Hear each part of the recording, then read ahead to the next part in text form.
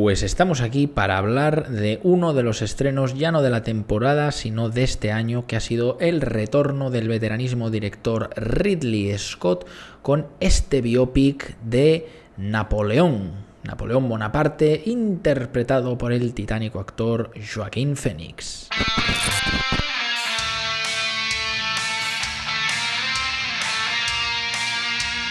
Bueno, tengo que decir que he ido con muchas ganas a ver esta película. Lógicamente ha sido desde luego una de las grandes propuestas del año. Tenemos a Ridley Scott, que vuelve después de un par de años de sequía, en la que nos lanzó un par de productos en 2021, ¿no? Aquella de La Casa Gucci y la de El Último Duelo, que a mí personalmente me encantó. Y bueno, además teniendo en cuenta que teníamos un relato histórico, como ha hecho otras veces Ridley Scott a lo largo de su carrera, volviendo aquí un poco a sus orígenes, ¿no? Más bien a su primer tercio de carrera, y que además teníamos de protagonista al gran Joaquin Phoenix, que vuelve a trabajar después de 18 años con Ridley Scott, ¿no? Tras hacer Gladiator en el año 2000, pues todo apuntaba que esta película iba a ser un verdadero pepinazo, alta producción técnica, un impecable trabajo de fotografía, música épica y, bueno, sacando las luces y sombras de una de las figuras de Francia, ¿no? Del país galo más recordadas y míticas que hay. Bueno para algunos, malo para otros. Sí que es verdad que el tiempo pues le ha puesto en una posición más bien oscura, ¿no? Un poco como salvando las distancias, ya se entiende, ¿no? Pero el Hitler francés. Pero lo cierto es que ya se ha hablado de Napoleón Bonaparte en el cine muchas veces, documentales, películas, pues siempre es de buen recibo saber que detrás de una producción de este calado hay alguien con mucho trabajo en el currículum, ¿no? Mucha labor en la filmografía. Tener a un director inglés, ¿no? Ridley Scott haciendo un trabajo sobre una figura francesa, pues a algunos les puede arquear la ceja. Ya pillamos los españoles, como por ejemplo la de 1400, la conquista del paraíso, ¿no? Donde se relataba aquel viaje de Colón hasta descubrir América, ¿no? Pero bueno, sea como sea, desde luego pintaba que la película valía la pena verla. Y tengo que decir que he salido de la película un poco tibio. Desde luego puedo decir que me han gustado más otros estrenos de este año, que he disfrutado sustancialmente más. Pero ha pasado una cosa curiosa, y es que la película dura 2 horas y media. Algunos dirán, ¡qué largo! Bueno, a ver, la vida de Napoleón está llena de muchas cosas. La película explora su vida personal, su vida sentimental, su carrera militar, sus batallas. Y aunque obviamente la película, pues, podemos decir que se toma su tiempo, aparentemente, ¿no? Y relata pues los grandes eventos de su vida, su relación con su amada Josephine, 3 por lo menos de sus grandes batallas, ¿no? La batalla de Tolón, la batalla aquella con los austríacos sobre el hielo y, por supuesto, pues la batalla de Waterloo, que básicamente fue el último clavo en su ataúd. Yo tenía constantemente, mientras veía la película, la sensación de que iba un poco como a trompicones, algo acelerada, algo me parecía que estaba fuera de lugar. Parecía como si, no sé, hubieran cogido una máquina del tiempo, ¿vale? Hubieran cogido al verdadero Napoleón. Monsieur Napoleón, vamos a hacer una película de usted. Venga al futuro, que vamos a hacerle un biopic de la hostia. Pero parece que, claro, le pagaban por minuto. Napoleón obviamente cobra caro, tiene cosas que hacer, masacrar europeos y tal. Y parece que tenían prisa, ¿no? Entonces era, venga, rápido, la escena de la coronación. Oh, sí, me coronan, soy el emperador de Francia. Venga, ahora la escena, la batalla de Tolón. Venga, pim, pam, pum. Ahora una escena que está así muy atormentado porque su mujer no le hace caso. Ay, ay, ay. Y todo corriendo, ¿no? Y es que resulta y acontece que la película dura 2 horas y media. Pero, luego ya me he enterado que cuando saquen la película en Apple TV, porque es una producción de Apple esta película, van a sacar la versión de Ridley Scott, digamos el corte del director. Y el corte del director dura 4 horas. Así que prácticamente a la versión que estamos ahora pudiendo ver en cines le han quitado casi la mitad de la película, porque dura 2 horas 38, o sea que sí, básicamente un 35% del metraje se ha ido volando. Y claro, esto no me ha sorprendido cuando lo he leído porque digo, lógicamente hay muchas cosas en la película que se han omitido, eventos importantes, como por ejemplo, no se menciona nada, pero es que ni en una línea de diálogo, la conquista, no, bueno, la toma de posesión de España y Portugal, nada, y tampoco de la batalla de Bailén, que fue básicamente el punto donde ya se distrae Napoleón del frente ruso y es la primera derrota que supone, pues, una sucesión de fracasos militares que culminan en, finalmente, pues que Napoleón pierda, Francia sea derrotada y vuelva a haber un poco de equilibrio en Europa, un equilibrio de poder, quiero decir, ¿no? Esto es claro. Si se han llevado 2 horas de película prácticamente al cubo de basura, o bueno, por lo menos lo han guardado para la versión en plataforma, pues ¿qué os puedo decir? Estamos viendo una especie de recorte de lo que es realmente la película. Así que supongo que cuando vea la versión de Apple TV, porque quiero verla, porque se nota, yo lo he visto, que aquí faltaba algo, pues no sé, quizá borre este review y haga uno nuevo, porque básicamente esto para mí no es la película, esto es una especie de avance. Que sí, me dirás, pero son 2 horas 38. Sí, obviamente. Y los eventos troncales están más o menos narrados en la película. Pero ya digo, hay algo que aqueja al film. Se quiere meter en su vida sentimental, pero da pinceladas. Luego se quiere centrar en la carrera militar y también solo pinceladas. Y se nota como que falta un cacho de algo. Quizá me equivoco, a lo mejor luego vemos la versión extendida y no es así. Pero me da la sensación de que con esta película le ha vuelto a pasar lo mismo que le pasó hace, ¿cuándo fue? En 2005, ¿no? El Reino de los Cielos, pues 18 años, ¿no? Con El Reino de los Cielos, aquella con Orlando Bloom, Jeremy Irons, Liam Neeson, Eva Green, que pasó lo mismo, ¿no? Sacaron una versión de cines que tú la veías y decías, no entiendo nada. Y luego resulta que sacaron la versión del director, que era de 2 horas y pico, 2 horas 20 minutos, y era una película completamente distinta. Lo menciono en la review que hice de la película. O sea, nada que ver. Dices, ¡qué maravilla! Y es que pasaba que veías la versión de cines y era una película de 6, 5 y medio, y decías, bueno, que había cosas completamente inconexas. O sea, parece que fue la Paramount, la distribuidora, le metieron tijeretazos por todos lados, macho. Y luego veía la versión del director y era una película de notable alto, casi excelente. Buenísima aquella película sobre las cruzadas, ¿no? Guerra Santa, cristianos contra musulmanes, ¿no? Por el control de Jerusalén, ¿no? Ese periodo entre la segunda y la tercera cruzada. Y en fin, aquí me da la sensación de que le puede haber pasado lo mismo. ¿Razones? ¿Que era demasiado largo 4 horas? Pues yo no sé qué decirte.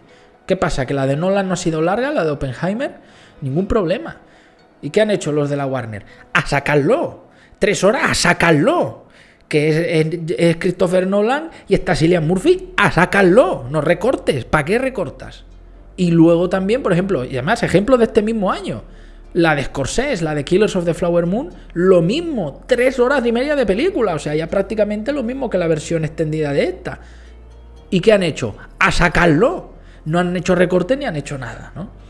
Entonces, yo esto, pues no sé si le habrán forzado a Ridley o ha sido un acuerdo entre las dos partes, porque yo pienso aquí que la táctica ha sido una especie de jugada de marketing. ¿Por qué? Porque te sacan la versión de 2 horas 38 para que tú luego digas, que hay una versión extendida, pues veré la versión en Apple TV y así asegurarse una retribución mayor. Porque al final, si sacan la misma versión, pues la verían la versión, o sea, la de plataforma, pues la vería la gente que no vio esta película en el cine. Pierdes. Pero claro, si haces esta jugada, haces que el que ya la vio en cine, pues vuelva a darle un visionado. Es win-win.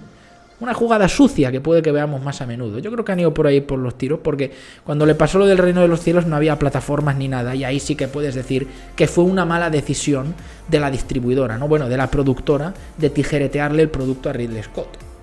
Pero aquí yo creo que habrá sido más bien una estrategia, ¿no? Una especie de jugada. Dicho esto, Joaquin Phoenix, un gran actor, aunque yo tengo que decir que no veo aquí un papelón, no veo uno de sus mejores papeles de su carrera. En mi opinión, el trabajo que hizo como Cómodo en la otra película de Scott, en el Gladiator, es infinitamente superior, y eso que era bastante más joven. Tampoco veo aquí la grandeza de sus últimos trabajos, tipo, pues yo qué sé, lo que hizo en Joker, por ejemplo, de Todd Phillips.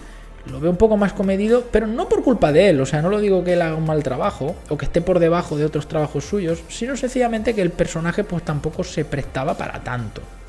Y hay que decir que él sin duda ha hecho una contribución sustancial a la película, porque esto lo ha dicho el propio Ridley Scott y el guionista, que incluso mientras estaban trabajando en la obra, él mismo, el propio Joaquin Phoenix, les daba tips y datos sobre el propio personaje Napoleón y sobre digamos, la historia real. de sus gestas como emperador de Francia, como militar, para que veáis el grado de compromiso y profesionalidad que tiene este hombre. ¿Por qué? Porque Joaquin Phoenix le das un trabajo y el tío se lo estudia hasta la médula, hasta convertirse en el personaje.